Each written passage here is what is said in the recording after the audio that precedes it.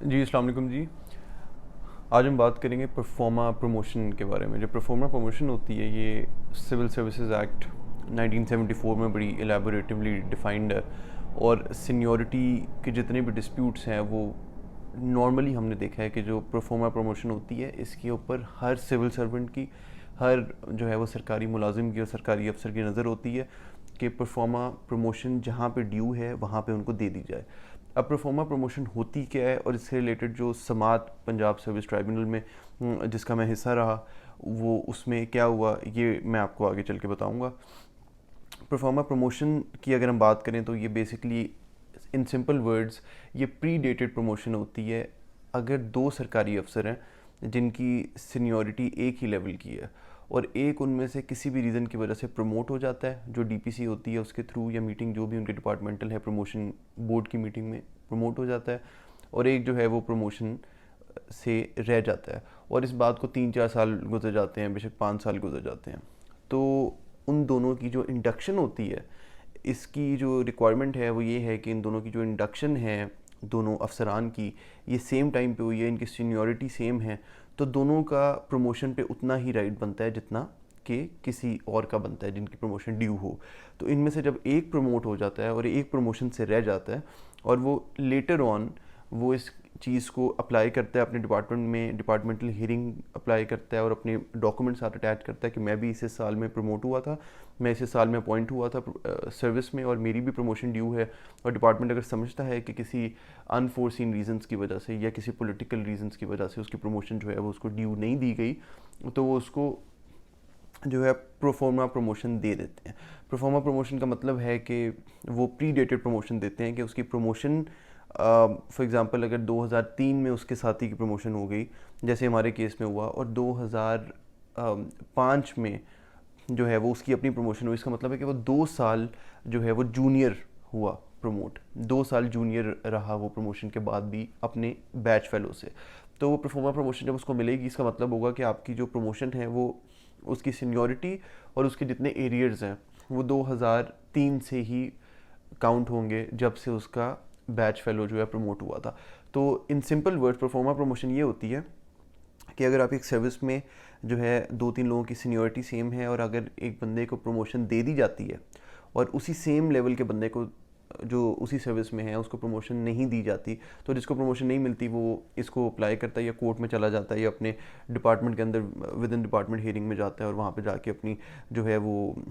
कानून वगैरह के तहत प्रूफ करता है कि मेरी प्रमोशन ड्यू है, मेरी प्रमोशन मिलनी चाहिए थी, मेरी सीनियरिटी कर्व हुई है। तो उसको जो है वो को अज्यूम ये करते हैं कि जो उसकी प्रमोशन है वो 3 साल पहले हुई थी जब उसके किसी भी बैच फेलो की हुई थी, तो उसके हिसाब से उसको जितने भी एरियर्स होते हैं और जितनी भी उसकी सीनियरिटी होती है वो उस दिन से पॉइंट आउट होती है जिस दिन से उसको प्रोफोर्मा प्रमोशन मिलती है। अब जो प्रोफोर्मा प्रमोशन होती है ये लिखा कहाँ पे हुआ है जी, ये बड़ी सिंपली इस सिविल सर्विसेज एक्ट 1974 के रूल 7 और सेक्शन 8 में लिखा हुआ है। अगर हम इनके सेक्शन 7 और सेक्शन 8 में आपके लिए पढ़ूँ तो इसमें बड़ा जो है वो इलेबोरेटिवली लिखा गया है। हम पहले सेक्शन 8 की तरफ आते हैं ऑफ सिविल सर्विसेज एक्ट 1974, जिसमें लिखा हुआ है a civil servant shall be eligible to be, इसकी हेडिंग है promotion. A civil servant shall be eligible to be considered for appointment by promotion to a post reserved for promotion in the service or cadre to which he belongs in a manner as may be prescribed, provided that he possesses the prescribed qualification. ये section 8 sub section 1। अब जो हमारे से related है वो sub section 2, 3, 4 है। 2 में वो कहता है promotion including proforma promotion shall not be claimed by any civil servant as of right। मतलब प्रोफोर्मा प्रमोशन जो है ये बड़ी एक जो है वो लिमिटेड स्कोप में अवेलेबल होती है और हर सिविल सर्वेंट का राइट नहीं है कि उसको प्रोफोर्मा प्रमोशन मिले। सेक्शन 8 सब सेक्शन 3 कहता है promotion shall be granted with immediate effect and be actualized from the date of assumption of charge of the higher post and shall in no case be granted from the date of availability of the post reserved for promotion। For example हम देखते हैं कि एक बंदा है जिसकी DSP से SP में प्रमोशन होनी है पुलिस डिपार्टमेंट में, और वो समझता है कि वो ट्रेनिंग करके आता है, ट्रेनिंग के बाद वो एलिजिबल होता है for promotion to the rank of SP. और वो डीपीसी की जो उसकी मीटिंग बैठती है डिपार्टमेंटल, वो मीटिंग ही नहीं होती 3 साल, तो वो ये नहीं कह सकता कि वो 3 साल पहले मेरी प्रमोशन होनी चाहिए थी तो मैं इसके 3 साल जो है वो उसमें से माइनस कर दिए जाए मेरे, वो ये बिल्कुल नहीं कह सकता। तो इसका मतलब है कि जो मतलब ये बहुत लिमिटेड स्कोप में परफॉर्मर प्रमोशन अवेलेबल होती है अंडर सिविल सर्विसेज एक्ट। हम देखते हैं इसका रूल, सब सेक्शन 4 कहता है, फिर section 4, a civil servant shall not be entitled to promotion from an earlier date except in the case of proforma promotion. मतलब सिर्फ जिस दिन वो प्रमोट हुआ है डिपार्टमेंट की तरफ से वही दिन उसकी प्रमोशन का डे जो है वो काउंट किया जाएगा, और अनलेस और अनटिल, सिर्फ एक एक्सेप्शन है इसकी और वो है परफॉर्मर प्रमोशन। परफॉर्मर प्रमोशन इतना इंपॉर्टेंट है और इतना लिमिटेड है कि वो कहते हैं सिर्फ परफॉर्मर प्रमोशन तभी अवेलेबल होगा जब आपके सर्टेन क्राइटेरिया मीट होगा। सब सेक्शन 5 में अगर हम आते हैं तो लिखा होता है अ रिटायर्ड सिविल, क्योंकि इसमें लिखा हुआ है कि सिविल सर्वेंट, तो रिटायर्ड सिविल सर्वेंट के लिए ऑब्वियसली जो है वो यही जो परफॉर्मर प्रमोशन होती है अवेलेबल नहीं होती, क्योंकि वो सिविल सर्वेंट की कैटेगरी में नहीं आता और वो रिटायर्ड होता है। इसके हम अगर 6 में जाएं, अ post referred in sub section 1 में आइदर बी सिलेक्शन पोस्ट और non selection case of selection post basis selection number. अच्छा, ये एक और चीज़ है,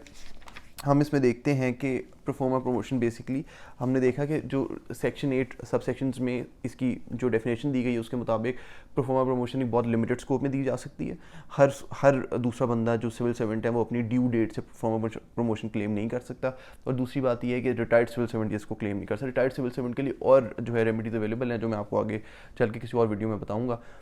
ये परफॉर्मर प्रमोशन होती है और ये हर डिपार्टमेंट के लिए, हर सिविल सर्वेंट के लिए बहुत इंपॉर्टेंट चीज़ होती है और हर बंदे की नज़र होती है कि मेरा फ़लाँ दोस्त, मेरा फ़लाँ जो बैच फेलो है, जैसे नेचुरली हमारी सोसाइटी में पाया जाता है, उसकी प्रमोशन हो गया, मेरी भी प्रमोशन ड्यू है, मेरी भी हो जानी चाहिए। और इसके लिए फिर आप पंजाब सर्विस ट्राइब्यूनल्स में आते हैं और आप हाई कोर्ट जाते हो और आप जाके डिफरेंट जगहों पे अपनी रेट्स वगैरह करते हैं और आप देखते हैं कि वहाँ पे आपको जो है वो अक्सर केसेस में, मेजॉरिटी केसेस में आपको जहाँ पे आपकी ड्यू होती है आपको मिल जाती है और डिपार्टमेंट को काफ़ी जो है वो मुज़ामत का जो है वो सामना करना पड़ता है। अब आए जी केस की तरफ, जिसकी वजह से मेरी जो है वो ध्यान इसमें आया। ये बेसिकली केस ये था जी, पीएसटी में जो है वो एक डीएसपी की ही जो है वो प्रमोशन का केस था। तो इसको अगर हम एक दबे लफ्ज़ों में बात करें तो ये इस तरह से होता है, क्योंकि नाम वगैरह में डिस्क्लोज़ नहीं कर सकता। ये 2014 से केस पेंडिंग है पीएसटी मेंबर 3 के पास, और 2000 अब आपको पता है 2020 आ चुका है, 21 आ चुके हैं इनफैक्ट, और 21 इसको काफ़ी साल गुजर चुके हैं और अभी तक ये केस लिंगर ऑन कर रहा है, क्योंकि बाद में ये पार्टी हाई कोर्ट भी चलेगी और फिर सुप्रीम कोर्ट चलेगी। हुआ बेसिकली ये कि एक जो है वो जो अपेलेंट है, जिसको एपेलांट कहते हैं, कि जो एपेलांट था जिसने ये जो है वो अपील की हुई है पंजाब सर्विस ट्राइब्यूनल में, वो जो है वो एक फ़ीमेल डीएसपी हैं, पंजाब पुलिस ने इंडक्ट हुई थी 1983 में एज सब इंस्पेक्टर एसआई, और इनके साथ इनके बैच फेलोज और भी हुए थे जिनका बाद में आगे जाके हवाला दिया जाता है, जिसको हम भी फ़िलहाल हम इसमें सिर्फ एक बैच फेलो को पकड़ लेते हैं कि 2 सब इंस्पेक्टर्स अपॉइंट हुए। फिर होता ये है कि जो हम ए ने केस दायर किया हुआ है, रिस्पॉन्ड आप समझ लें एपेलांट जो है उसका नाम ए है और दूसरे का नाम बी है। 1983 में ए और बी दोनों सब इंस्पेक्टर अपॉइंट होते हैं इन द पंजाब पुलिस, और 95 में रेगुलराइज हो जाते हैं। 95 में ये इनकी रेगुलर प्रमोशन होती है जिस in the rank of inspector A और बी दोनों साथ में जो है वो अपॉइंट हो जाते हैं। फिर हम देखते हैं कि 2005 में इन दोनों की एक और डीपीसी होती है और इन दोनों ए और बी दोनों की प्रमोशन होती है in the rank of DSP. अब यहाँ तक जो है मामला बिल्कुल क्लियर होता है, ये दोनों इकट्ठे आए, इकट्ठे सब इंस्पेक्टर भर्ती हुए, आगे प्रमोशन करते करते इंस्पेक्टर के ऊपर चले गए, आगे प्रमोशन करके ये डीएसपी में चले गए 2005 में। अब इन्होंने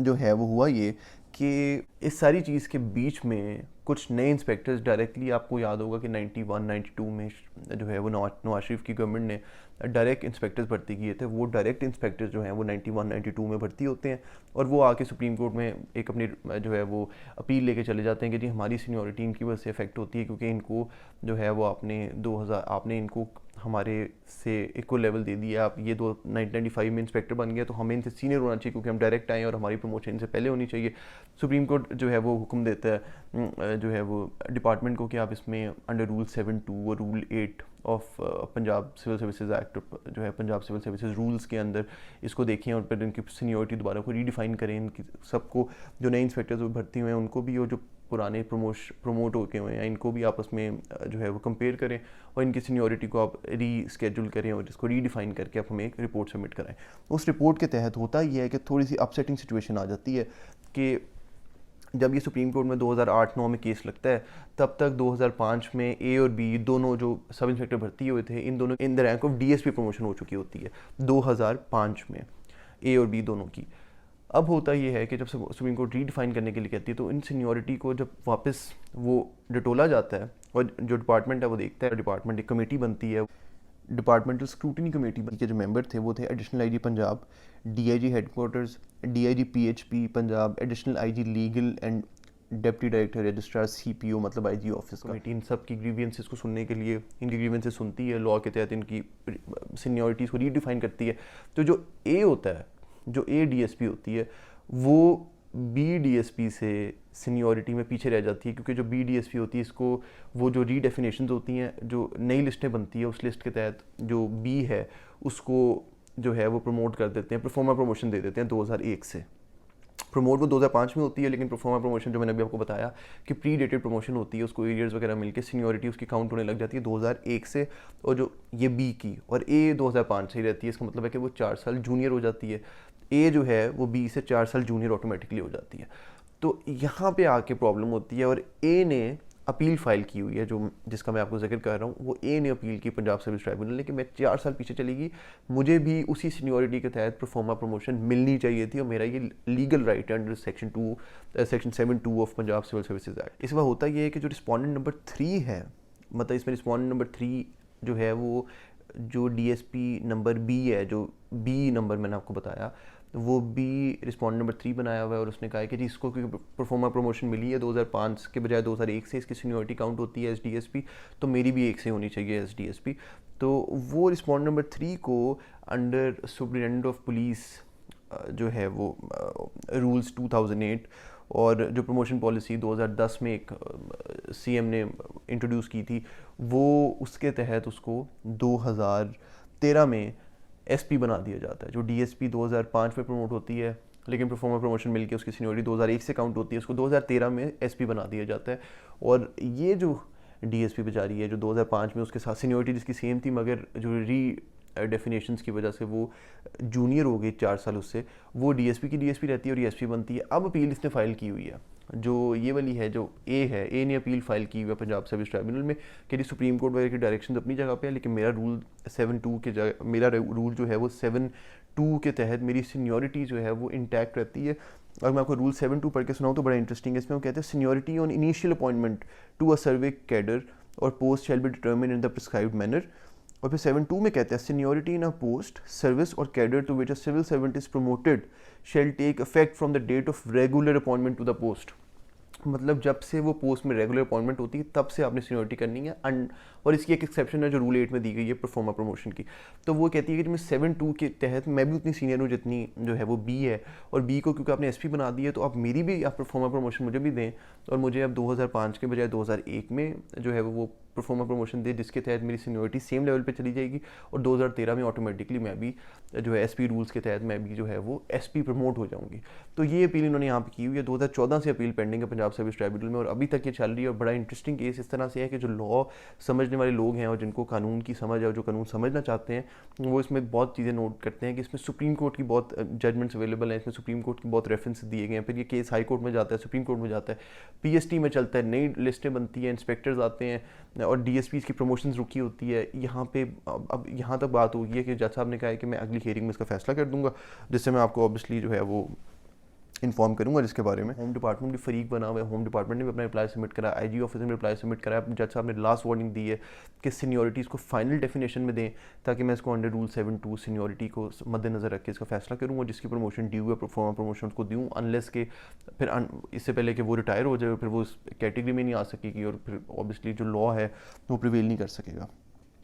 इसमें कमेंट्स वगैरह भी आ चुके हैं डिपार्टमेंट्स के, फिर उसका रिप्लाई भी आ गया, पैरावेज कमेंट्स आ चुके हैं। और इसमें सुप्रीम कोर्ट की जजमेंट्स इतनी सबमिट हुई 2012 CLC 1464, 2012 CLC 165, 2007 SCMR 1451, 2003 SCMR 1126 और दीगर जजमेंट सुप्रीम कोर्ट की इसमें कोट की गई हैं by all the departments. Case है, और इसमें हम सीनियरिटी और प्रमोशन के दोनों के इश्यूज़ हम देखते हैं कि बड़ा जो है वो supreme court, high court, PST तीनों मिलजुल के इसको सॉल्व कर रहे हैं। और इसमें अगली डेट में कोई ना कोई इसका सोल्यूशन और इसका जो हल निकल आएगा। और जो ए और बी मैंने आपको बताया, क्योंकि नाम मैं डिस्क्लोज़ नहीं कर सकता, उन जो डीएसपीज़ की प्रमोशन रुकी हुई हैं वो अपनी परफॉर्मा प्रमोशन देखेंगे कि ले सकते हैं कि नहीं ले सकते।